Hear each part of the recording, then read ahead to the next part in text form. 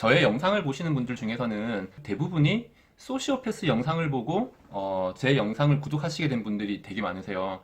왜냐면은 그 전에는 구독자분이 많이 안 계셨다가 그 영상을 보시면서 저를 알게 되신 구독자 수가 늘어난 계기가 됐거든요.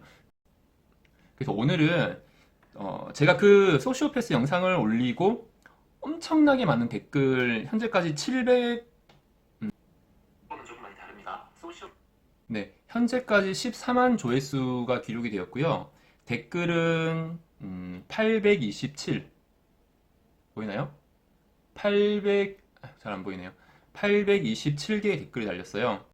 오늘은 이 댓글 읽는 시간을 좀 가져보려고 해요. 왜냐면 또 이런 게 많이 봐주신다 그러더라고요. 네, 리레이 씨. 안녕하세요. 소시오패스입니다. 현대 소시오패스라면 사회적으로 성공해 있어야 타이틀을 얻을 수 있는데 말씀에서 나온 그 사람은 그냥 돈도 없고 집도 절도 없는 주둥이만 산 노치네로 보이는데 너무 가대평가해 주시네요.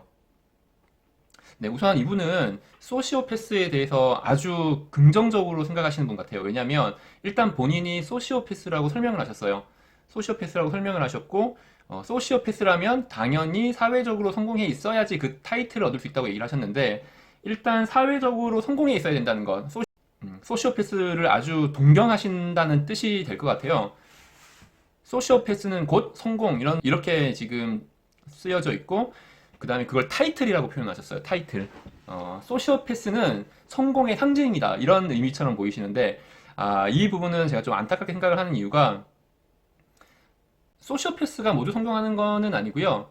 제가 알기로는 성공한 사람들 중에서는 소시오패스 성향을 가진 사람들이 많다는 것은 알고 있습니다. 하지만 모든 성공한 사람이 소시오패스인 것은 아니고 소시오패스가 모두 성공하는 것도 아니에요. 그래서 소시오패스는 사전적인 의미를 좀 보시면 이거는 이제 요약해서 얘기하면 성격 장애인 거거든요.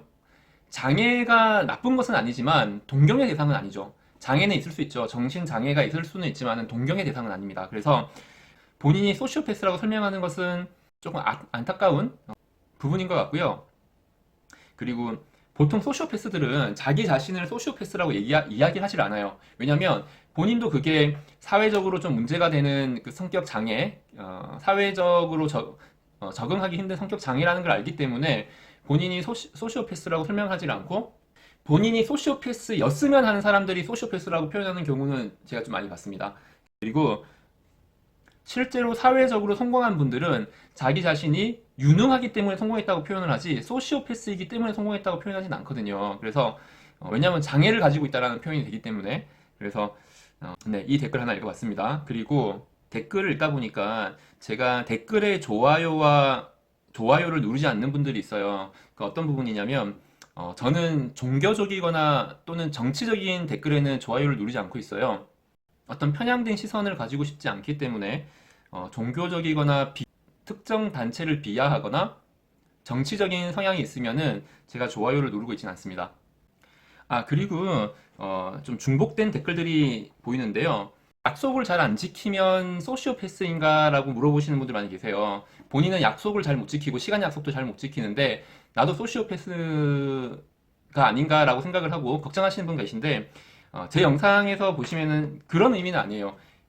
소시오패스는 약속을 안 지킨다가 아니라 저도 약속을 못 지킬 때가 있죠. 지각할 때가 있고 무언가를 약속을 해놓고 지키지 못하는 상황들이 발생을 하는데 소시오패스와 일반인의 차이는 내가 약속을 못 지키더라도 그 약속을 못 지킨 사건에 대해서 미안해하거나 반성하는 기미가 없는 것이 이제 소시오패스이고 제가 만약에 뭐 2시에 만나기로 했는데 예를 들면 가다가 차량이 사고가 난다든지 급한 일이 발생을 했다든지 그런 일들이 생길 수 있잖아요. 그러면 저는 전화를 해서 너무나 죄송합니다만 이러이러한 사정으로 인해서 늦어질 것 같아요 라고 얘기를 하죠.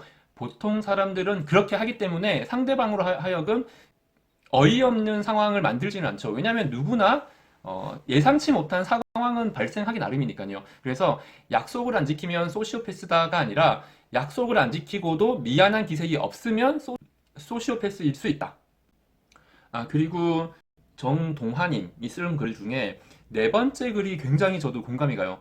뭐 약속 어기는 사람 이런 것들 여러 가지가 있는데 네 번째가 뭐냐면 희노애락을 알 수 없는 사람, 저 사람의 기쁨과 저 사람의 슬픔을 느낄 수가 없는 사람. 이 부분도 굉장히 제가 공감했던 부분입니다. 그리고 떼법이 뭐냐고 물어보시는 분 계신데, 저는 저 말고는 다 아시는 줄 알았더니, 다 모르시는 분도 많이 계신가 봐요. 저는 저만 이 단어를 처음 듣는 줄 알았거든요. 떼법이라는 게 한마디로 얘기하면 떼를 쓴다는 거죠. 그러니까 배째라. 지금 당신은 이러이러한 약속을 어겼으니까 이러이러한 책임이 있어요. 그러면은 배째라 나온 형식 있잖아요. 그걸 떼법이라고 한다 그러더라고요. 저도 이번에 알았어요. 그리고 댓글 중에 사업이면 언젠가는 그걸 끊어내면 그만이지만 배우자로 소시오패스를 만났을 때는 정말 힘들고 어떻게 해야 될지 모르겠다. 제가 상상을 좀 해봤거든요. 그런데 정말 고통이겠구나라는 생각을 많이 했어요. 내 배우자가 어떤 약속의 개념도 없고 미안한 기색도 없고 내 자식과 내 가족에 대한 책임도 못 느낀다 그러면 정말 이건 정말 힘든 상황이겠구나라는 생각이 좀 들더라고요. 제가 해결 방법을 제가 소시오패스를 그냥 겪어봤다 뿐이지 그에 대한 어떤 전문가가 아니기 때문에 저도 정확한 솔루션은 잘 모르겠네요. 혹시 배우자로 소시오패스를 만났는데 이 부분을 현명하고 지혜롭게 잘 해결하신 분 계시면 댓글로 좀 남겨주세요. 샤콜로님 댓글이 있는데요.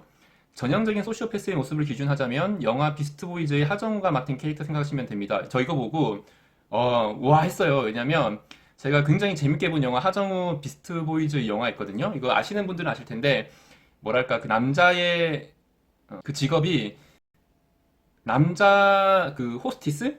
그러니까 여성을 접대하는 남자 술집의 직원이라고 하나요? 그 호스티스. 그 역할의 하정우를 보면요.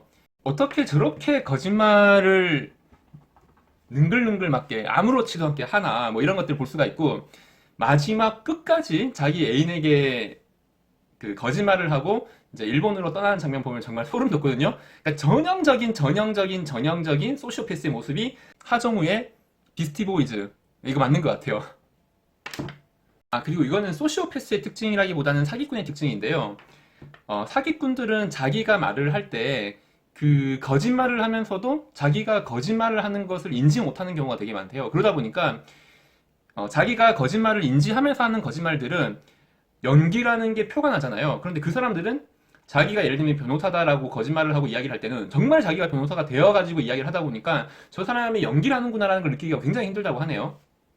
왜 그런 것도 모르지라고 느끼는 이유가 바로 그 소시오패스들과 사기꾼들의 공통적인 특징. 자기가 말하는 순간에는 자기한테는 그게 거짓말이 아닌 거죠.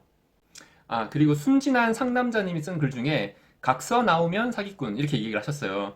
저도 사실 각서라는 걸 직접 받아본 게 이번이 처음이거든요. 그런데 일단 각서를 아무렇지도 않게 쓴다는 것은 각서에 대한 의미를 두지 않는다는 뜻과 같은 것 같아요. 그리고 댓글들 읽다 보니까 저에 대해서 마음이 보살이다. 어떻게 그런 사람을 그렇게 이해하려고 노력을 했느냐. 또는 내가 굉장히 순진했다. 사업가로서. 그래서 되게 선해 보인다. 그래서 당한 것이다. 이렇게 하시는 분 많이 계신데요. 글쎄요. 저는 그렇게 생각하지 않거든요. 제 자신에 대해서 그 칭찬, 이렇게 유튜브를 하다 보면, 이렇게 칭찬을 듣다 보면은 실제로 나는 그렇게 선한 사람이 아닌데, 그렇게 봐주시면은 뭔가 이 부담감이 생겨요. 저도 그냥, 할 거 다 하는 그런 사람인데, 저 사람은,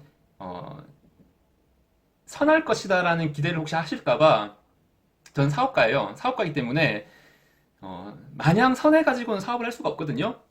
화도 내고, 그리고 계산도 정확하게 하고, 때로는 굉장히 냉정하고, 일단 저는 그렇게 이제 댓글이 달리면, 일단 좀 찔려요. 마음이 찔리고, 내가 그렇게 살아야 하나라는 그 굉장히 큰 부담감이 생기는데, 그렇게 선하게만은 살기가 쉽지 않습니다. 그리고 이건 제가 잘 모르는 부분인데요. 소시오패스가 폭력적인 부분도 맞나요? 제가 알기로는 소시오패스는 폭력적인 부분이 많다고 하는 정보는 제가 본 게 별로 없는데, 아마도 폭력적인 부분이 많은 소시오패스는 아마 사이코패스에 더 가깝지 않을까 그런 생각이 좀 듭니다. 댓글이 너무 많아서 지금은 제가 한 400개 정도 댓글 중에서 좀 읽어드렸는데요. 제가 나중에 시간이 또 되면 그 다음에도 괜찮은 댓글들이 있는지를 살펴보고 또 한번 읽는 기회가 있었으면 좋겠네요. 자, 오늘 여기까지 하겠습니다.